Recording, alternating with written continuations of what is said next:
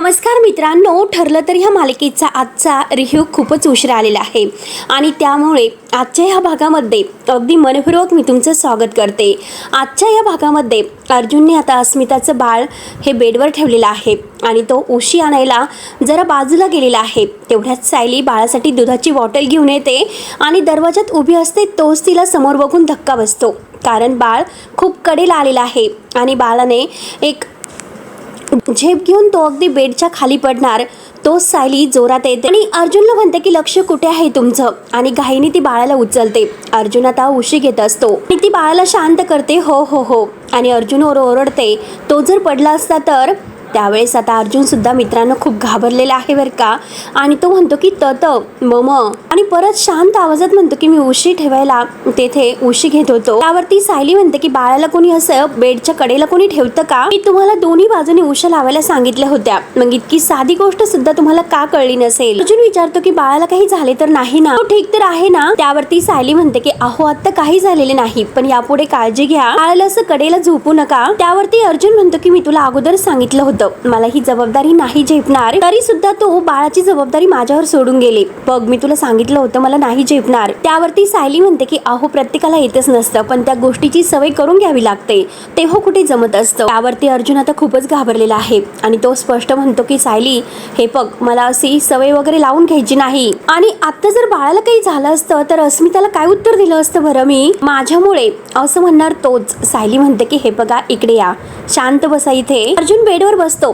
सायली बाळाला अर्जुनच्या मांडावर देते। मांडीवर दिल्यानंतर आता ती खुळखुळं घेते आणि वाजवत असते। आता तो बाळाला शांत करत आहे। सायली शांतपणे आणि अगदी शांतपणे समंजसपणे समजावते की हे बघा तुम्ही काहीच करू नका, फक्त बाळाच्या इवल्यांच्या डोळ्यांकडे पहा आणि त्याच्या हे छोट्या छोट्या हातांकडे बघा, आणि मग बाळ समजण्याची भीती आहे ना सांभाळण्याची, तुम्हाला खरंच कधी तुमच्या मनातून निघून जाईन हेच नाही कळणार। आणि हे बघा तुम्ही मनातल्या मनात हे अगदी सांभाळता, म्हणजे तुम्ही अशी भीती बाळगली आहे तुम्हाला कधीही बाळ सांभाळता येणार नाही म्हणून हे असं होतं। आणि एकदा की बाळ मांडीवर आले तर सगळं काही आपोआप जमतं। तेव्हा आता सायली बाळ अर्जुनच्या हातामध्ये बाळाच्या दुधाची बॉटल देते आणि हे बघा घ्या, आणि हे बघा घ्या, व्यवस्थित जमेल तुम्हाला, काही घाबरू नका असं समजावते। आणि मनात आता खुश म्हणते नशीब यांनी बाळाला मांडीवर तरी घेतले, नाहीतर बाळाला सांभाळण्याची भीती यांच्या मनामध्ये कायमच दडून बसली असते। तेव्हा अर्जुन मात्र सायलीकडे बघत मनात म्हणतो की बायको तू कितीही प्रयत्न कर, पण तरी सुद्धा बाळाला सांभाळण्याची माझ्या मनातील भीती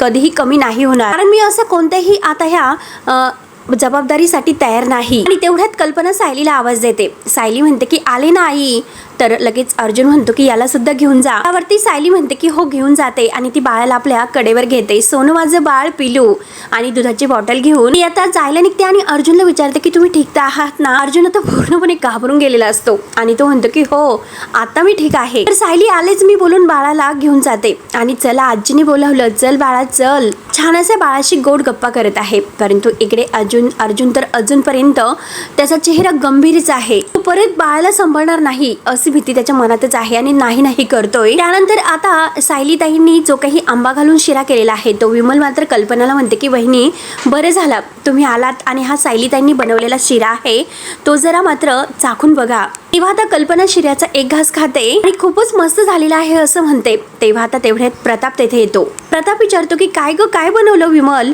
म्हणजे कल्पना इतकं चवीने खात आहे। तर त्यावरती कल्पना म्हणते की विमलने नाही सायलीने आम्रशिरा केलेला आहे, खूपच छान बनलेला। तेव्हा आता प्रताप म्हणतो की हो का, आणि प्रताप सुद्धा आता शिऱ्याचा एक घास घेतोय। खाल्ल्यानंतर म्हणतो की हो खूपच छान, फारच छान झालेला आहे, आणि अगदी प्रतिमाच्या हातची चव आहे असं म्हणतो। आणि तेवढ्यात तेथे सायली येते। सायली विचारते की आवडला ना शिरा?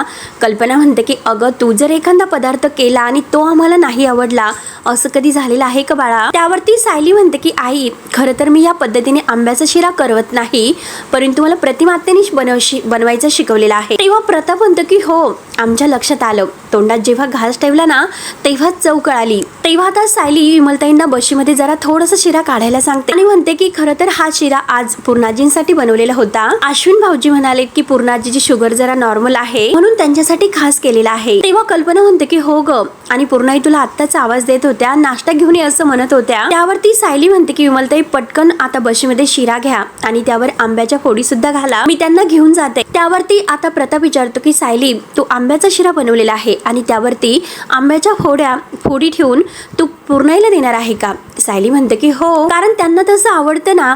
त्यावरती प्रताप विचारतो, अगं पण सायली हे तुला कसं माहिती? कल्पना सुद्धा विचारते, जेव्हा तन्वी लहान होती तेव्हा जर आता आंब्याचा शिरा घरामध्ये बनला तर ती हाताने आणि स्वतःच्या हाताने मात्र आंब्याच्या फोडी आहे तर त्या शिऱ्यावरती घालायची आणि ते सगळं पूर्णाईने नेऊन द्यायची. पण सायली हे सर्व तुला कसे कळाले बरं? तेव्हा आता सायली म्हणते मला यांनी. तर प्रताप म्हणतो की हो, आमच्या लक्षात आलं सायली, तुला हे नक्की अर्जुनने सांगितलं असेल. तेव्हा आता सायलीला असं म्हणायचं असतं की मला यांनी सुद्धा नाही सांगितलेलं, परंतु आता ती फक्त म्हणते की मला यांनी. आणि तेवढ्यात पूर्णाई त्यांना तन्वीला आवाज देते, म्हणजे सायलीला, तन्वी माझ्यासाठी नाश्ता घेऊन ये बरं. तेव्हा सायली लगेच पूर्णाईला आवाज देते की हो पूर्णाई आणते. आणि सायली मनात विचार करते की यांनी तर मला आतापर्यंत ह्या पूर्णाई मात्र शिऱ्यावर आंब्याच्या फोडी घेऊन घालतात तर ते कधीही सांगितलेलं नव्हतं. हे सगळं मला कसं सुचलं असेल बरं? मुळात म्हणजे पूर्णाजीला आंब्याचा शिरा आवडतो हेच मला मुळातच माहिती नाही, पण हा सर्व घाट मी घातलाच कसा? आणि पुन्हा एकदा हा योगायोगच असेल, मी उगाच भलताच विचार करते म्हणून सायली स्वतःला सावरते. तेव्हा सायली बाळाला कल्पनाकडे देते. कल्पना छान बाळाशी गप्पा करत असते. पणजी आजीसाठी शिरा बनवलेला आहे, शिरा घेऊन चालली मामी. तेव्हा सायली शिरा घेऊन पूर्णाजीच्या रूम मध्ये जाते. तर विमलताई म्हणतात की हो ना, हे बघा ना कल्पनाताई, सायलीताई किती तन्वी असल्याचं अगदी मनापासून वागण्याचा प्रयत्न करतात आणि हे सगळं त्यांना अगदी चांगल्या प्रकारे जमतं सुद्धा. तेव्हा त्यावर आता प्रताप म्हणतो की हो ना, देव करू आणि तिचे हे प्रयत्न यशस्वी हो. त्यावर आता कल्पना म्हणते की हो ना, आणि पूर्णाजी सुद्धा शिरा बघून खूपच खुश होतील. आपण आता एक काम करू, त्यांच्या खोलीकडे जाऊन बघूयात की काय होतं ते. तेव्हा प्रताप म्हणतो की हो चला. तर कल्पना आता विमलला म्हणते की तू बाळाला अस्मिताकडे नेऊन दे. आणि विमल आता बाळाला घेऊन अस्मिताकडे जातच असते आणि बाळाबरोबर गप्पा सुद्धा ती करत आहे. पुढ्यात चैतन्य तेथे येतो आणि चैतन्य म्हणतो की हॅलो विमलताई. विमलताई म्हणतात की अर्जुन दादा तिकडेच आहे त्यांच्या रूम मध्ये. त्यावरती चैतन्य म्हणतो की माझं काम आहे अर्जुनकडे नाही, माझं काम आहे अस्मिताईकडे. अस्मिताई कुठे आहे? त्यावरती विमलताई म्हणतात की हो ना, त्या सुद्धा त्यांच्या रूम मध्येच आहे आणि बाळाला घेऊन मी तिकडेच त्यांच्याकडे जात होते, तुम्ही नेतात का? तेव्हा चैतन्य लगेच बाळाला खोशून घेतो, अगदी बाळाशी गोड गप्पा करत. चैतन्य विमलताईंना अगदी छान असे गप्पा करत म्हणतो की ऍक्च्युली मला मागाशी बाळाचाच फोन आला होता आणि तो म्हणतो की चैतन्य मामा तू कधी भेटायला येणार आहे बरं? बाळाशी तू छान गप्पा करत त्याला अस्मिताच्याकडे रूमच्या इकडे घेऊन जातो. त्यानंतर इकडे सायली पूर्णाजीला शिरा आणून देते आणि पूर्णाजी आता शिऱ्याचा एकच घास खाते आणि म्हणते की हो खरंच अगं तन्वी, अगदी तुझ्या आईच्या हातची चव आहे. त्यावरती सायली विचारते की आईच्या हातची चव म्हणजे? पूर्णाजी म्हणते की प्रतिमा ग. आणि असे आंब्याच्या शिऱ्यावर जर आंब्याच्या फोडी टाकून आणल्या तर सायली म्हणते की तुला खूप आवडतं हो की नाही? दोघी आता खूप खुश होत हसतात. सायली म्हणते की मला माहिती आहे, लहानपणी जेव्हा आता मामीने शिरा बनवलेला आहे तर त्यावर मात्र असे आंब्याच्या फोडी टाकून मी तुला आणून द्यायचे हो की नाही? त्यावरती आता पूर्णाजी म्हणते की हो ना, आणि घरात कोणताही गोड पदार्थ जर बनला तर सगळ्यांच्या नकळत मात्र तुम्हाला आणून द्यायची.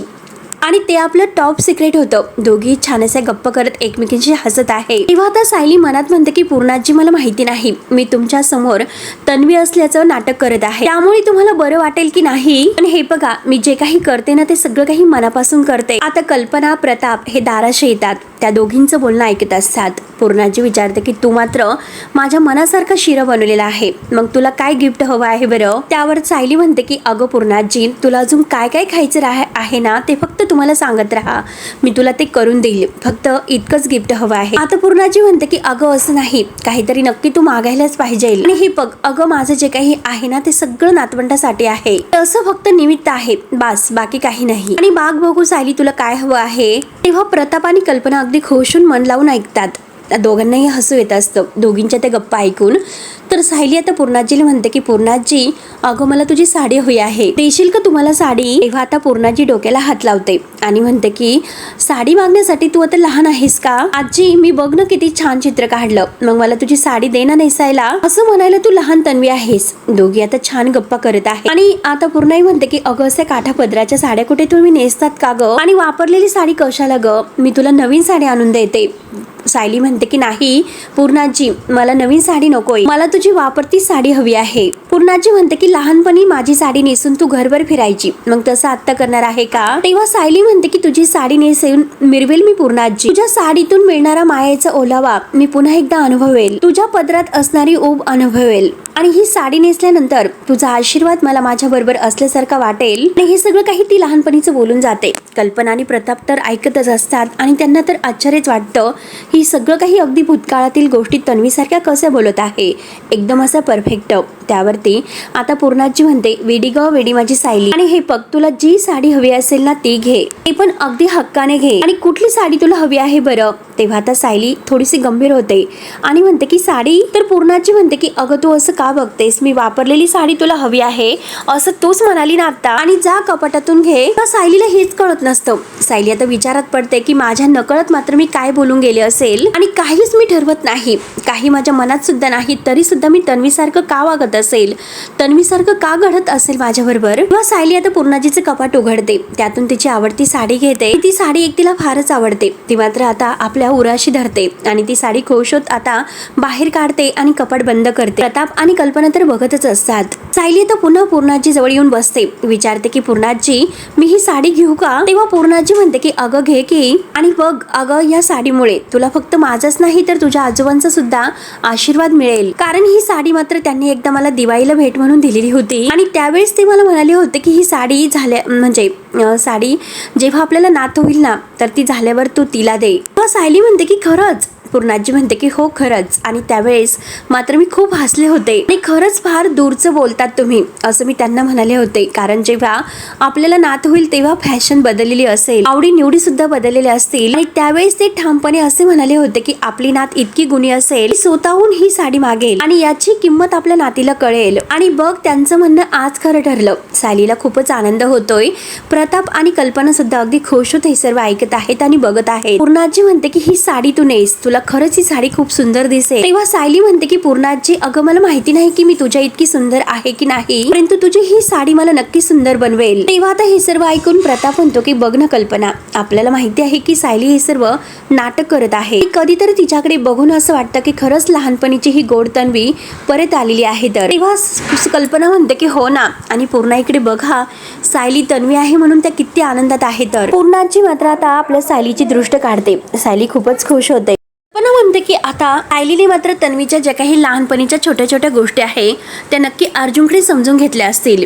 तन्वी लहान असताना सुद्धा पूर्णाजींकडून अशा साड्या मागून घ्यायची. प्रताप म्हणतो की हो ना. कल्पना म्हणते की हे नक्कीच तिला अर्जुनने सांगितलं असेल. प्रताप म्हणतो की हो नक्कीच. आणि सायली पूर्णाही एकमेकीबरोबर छानच अशा गप्पा करत आहे, एकमेकींचं कौतुक करत. त्यानंतर आता इकडे चैतन्य अस्मीच्या रूम मध्ये येतो आणि तो अस्मीला समजावतो की हे बघ अस्मिता ताई, आपलं काय ठरलेलं आहे बरं, किती काही झालं तरी ह्या सगळ्या गोष्टी मनाला लावूनच घ्यायच्या नाहीत, आणि हे बघ तुला कधीही मन मोकळं करावंसं वाटलं तर तुला माहिती आहे अर्जुन, अश्विन आणि मी आम्ही तिघेही तुझ्या सोबत आहोत, त्यामुळे चल बाकी काही काळजी करू नकोस. आणि तेवढ्यात दरवाजा उघडून सचिन आत येतोय. सचिन मात्र आत आल्या क्षणी आता चैतन्यने अस्मिताच्या खांद्यावर हात ठेवलेला असतो. तो आता हे सर्व बघतोय आणि लगेच मोठा गैरसमज करतो आणि मुद्दाम लगेच पुढे येतो आणि म्हणतो की हे बघा खरंच सॉरी बरं का, मी तुम्हाला डिस्टर्ब केलं, कारण दार बंद होतं तेव्हाच मला कळायला हवं होतं की तुम्ही दोघं आतमध्ये असते, आणि आय एम सॉरी असं मुद्दाम करतोय. अस्मिताला राग येतो, ती रागाने पाहत असते, कारण हे जे काही बोलतो ना ते संशयास्पद बोलतोय हे तिने ओळखलेलं असतं आणि चैतन्यने सुद्धा. आणि हे बघा तुम्ही दोघं जे काही करत होतात ना तर ते चालू ठेवा, मी बाहेर थांबतो. तेव्हा चैतन्य आणि अस्मिता दोघंही उठतात. चैतन्य म्हणतो की सचिन तू काय बोलतोस, मी इथे फक्त बाळाशी खेळायला आलो होतो आणि मी निघतोय आता. त्यावरती लगेच चैतन्य म्हणतो की का निघतोस, अरे थांब ना जरा रिलॅक्स, अगदी नेहमीच्या हक्काने थांब. आणि हे बघ त्याचं काय आहे चैतन्य, हल्ली मात्र माझ्या बेडरूम मध्ये तूच मला जास्त दिसतो माझ्यापेक्षा. तेव्हा चैतन्याला फारच राग येतो. चैतन्य रागाने म्हणतो आणि परत तो स्वतःला शांत करतो आणि म्हणतो की हे बघ सचिन, तू काहीतरी गैरसमज करून घेतोय. अस्मिता सुद्धा रागानेच आता सचिनकडे बघते आणि तो अस्मिताकडे बघत म्हणतो की अरे गैरसमज कसला, गैरसमज नाही आणि आता खरं काय आहे ते मला कळतंय. तेव्हा अस्मिता म्हणते की काय रे तुझं डोकं ठिकाणावर आहे का, कोणता सूर पकडला तू, आणि चैतन्याला मी लहानपणापासून ओळखते, अर्जुन आणि अश्विन सारखाच तो मला आहे, मानलेला भाऊ आहे तो माझा. तेव्हा सचिन लगेच हसतो आणि म्हणतो की काय मानलेला भाऊ, म्हणजे हे तर जगातील तुमचं खरंच खूप असं संशयास्पद नातं आहे. मानलेल्या भावाचं लेबल लावायचं आणि वाटेल ते करत सुटायचं का, पण तुमचं नक्की काय चाललेलं आहे ते मला आता बरोबर कळलेलं आहे.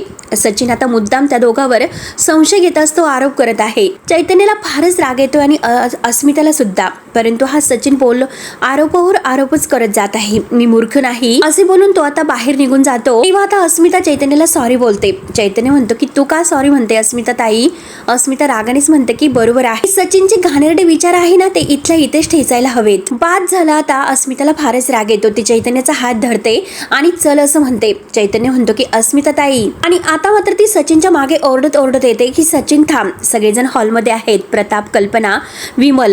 तेव्हा अस्मिता जोरातच चैतन्याचा हात धरून आता सचिनला थांबवते आणि तो तोंडाला येईन ते आरोप करून निघून नाही जाऊ शकत. सगळ्यांच्या समोर अस्मिता सचिनला विचारते.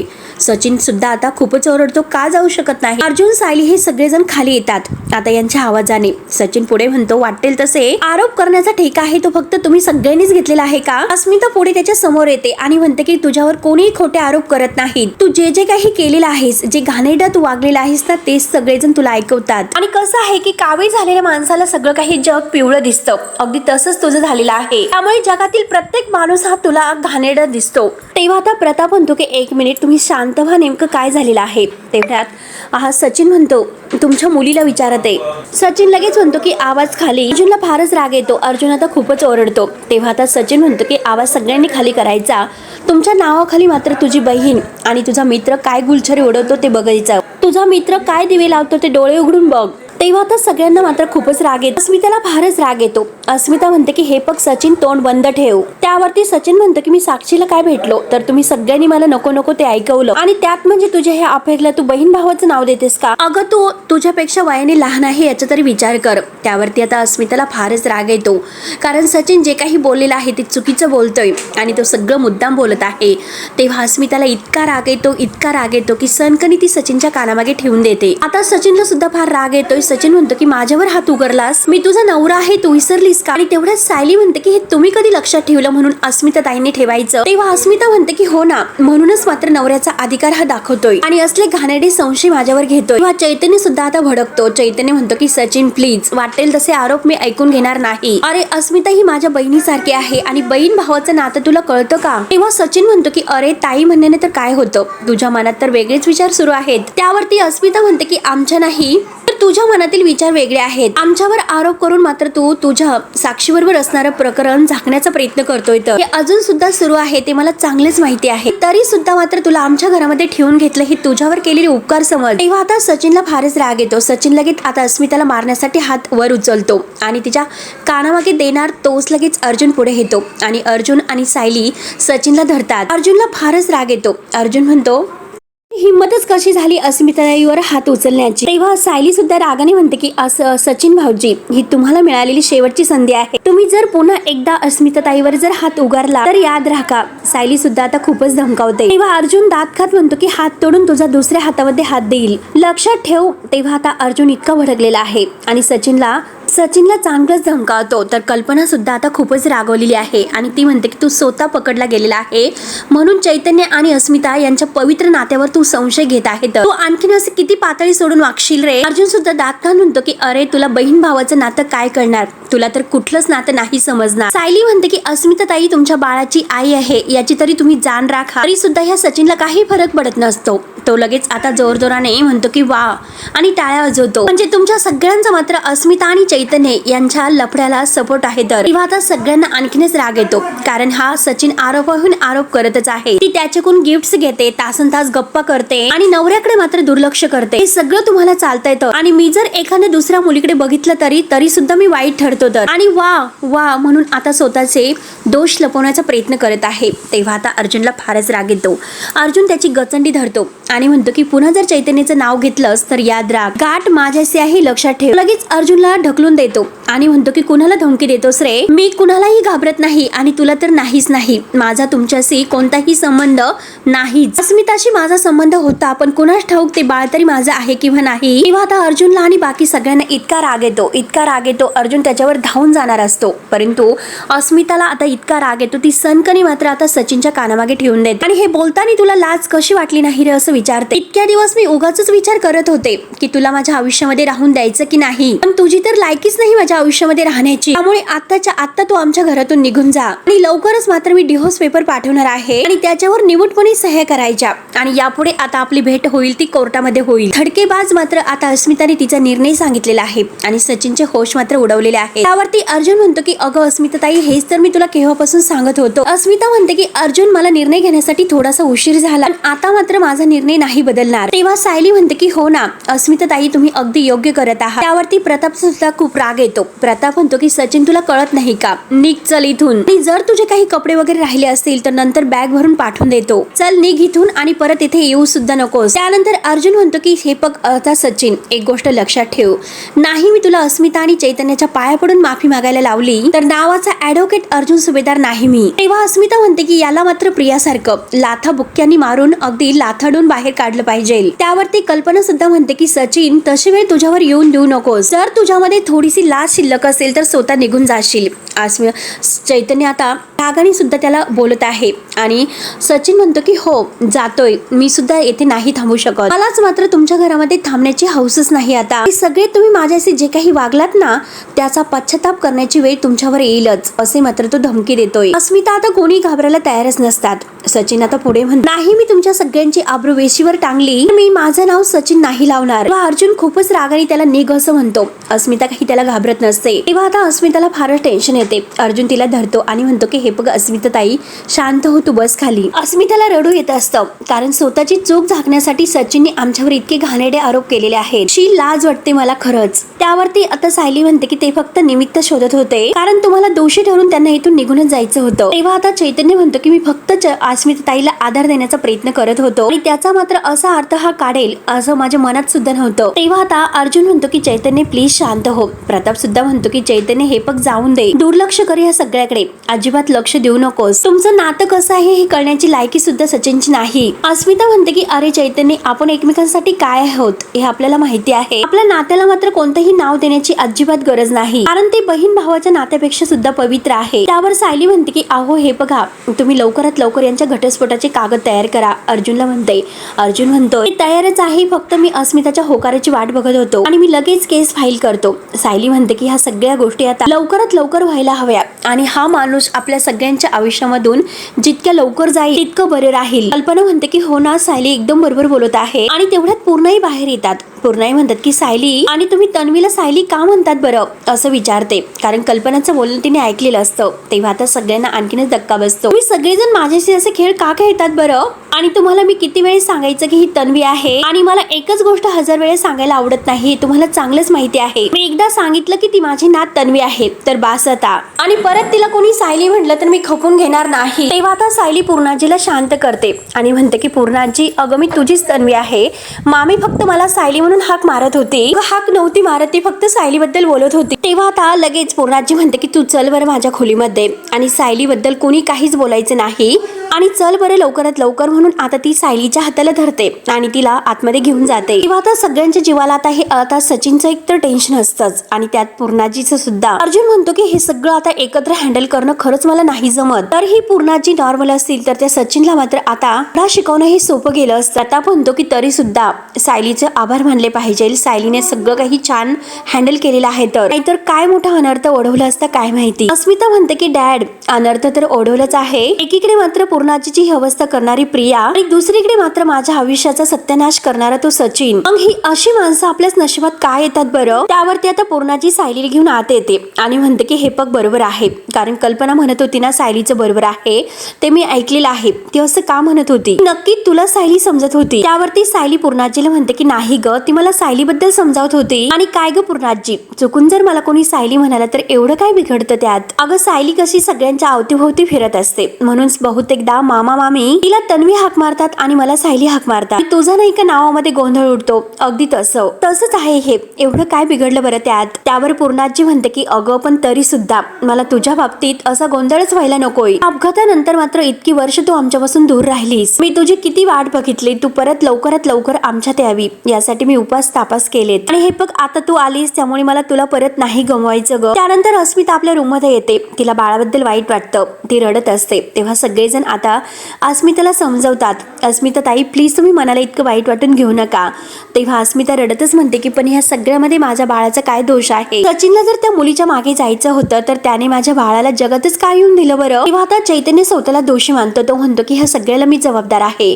मी थोडासा जरी विचार करायला होता की आपलं नातं इतकं पवित्र मित्र असताना सुद्धा सचिनला ते नाही आवडणार. अर्जुन म्हणतो की चैतन्य हे बघ, त्यात तुझा काही दोष नाही, स्वतःला इतकं ब्लेम करू नकोस. तेव्हा चैतन्य म्हणतो की कसं ब्लेम करू नको, अरे माझ्यामुळे हे बाळ आता वडिलांशिवाय वाढणार आहे. तेव्हा मात्र प्रताप म्हणतो तरी सुद्धा बाळाचा बाप होण्याची प्रतापची त्या सचिनची लायकी तरी होतीच का? बाप झाल्यानंतर जबाबदारी संपत नसते, उलट ती सुरू होते आणि हे सगळ्यांना कळत नाही. त्यानंतर इकडे सायली विचार करते की खरंच पूर्ण जे तुम्ही तन्वीच्या बाबतीत किती हळवे आहात. तन्वी आपल्याला सापडली नाहीच आणि उलट आपण एका वेगळ्याच मुलीला तन्वी समजत होतो. धक्का मात्र तुम्ही कसा पचवणार आहात बरं? सगळा विचार सायली मनात करते आणि म्हणते की पूर्णाजी तुम्हाला अजिबात गमवणार नाही. हे बघ मी तुझ्या समोर आहे आणि आता तर मात्र मी तुझ्या मांडीवरच झोपणार आहे, तुम्हाला नक्की थोपट. म्हणून सायली लगेच खुश होत पूर्णाजीच्या मांडीवर डोकं ठेवून झोपते आणि खुश होऊन आता पूर्णाजी तिला थोपटते. हा भाग येथे संपतो. पुढील भागामध्ये सायलीला मात्र आता उलट्या होत असतात. सायली म्हणते की मला तर असं मळमळतं का, आणि सकाळी मात्र त्या रूम फ्रेशरचा जो काही वास आहे त्याने मला तकलीफ झाली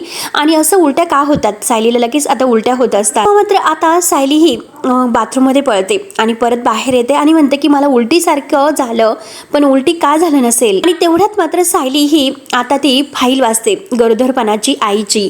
आणि तेव्हा आता सायली विचार करते की ही सगळी लक्षणं तर गरोदरपणाची नाहीत ना. तेव्हा मात्र अर्जुन हा खूपच रागाने आता रूम मध्ये येत असतो. सायली हा असला विचार करत आहे आणि आता अर्जुन इतका सचिनवर भडकलेला आहे की त्या सचिनला बाप होण्याची सुद्धा लायकीच नाही आणि बाबा मग नक्की अगदी काय म्हणाले ते मला पटलेलं आहे. तेव्हा सायली विचारते की मूल होण्याबद्दल बाबा काय म्हणाले. त्यावरती अर्जुन सांगतो मूल झाल्यानंतर त्याचे परिणाम आहे ते बाळाला भोगावे लागतात. आणि तेव्हा आता अर्जुन ठरवतो आणि तो सायलीला म्हणतो की किती काही झालं तरी आता सुद्धा आपण बेबी प्लॅन नाही करायचा. तेव्हा आता सायली विचार करते की जर मी गरोदर असेल तर. तेव्हा मित्रांनो आता पुढे नक्की काय होणार आहे हे बघायला विसरू नका. तोपर्यंत धन्यवाद.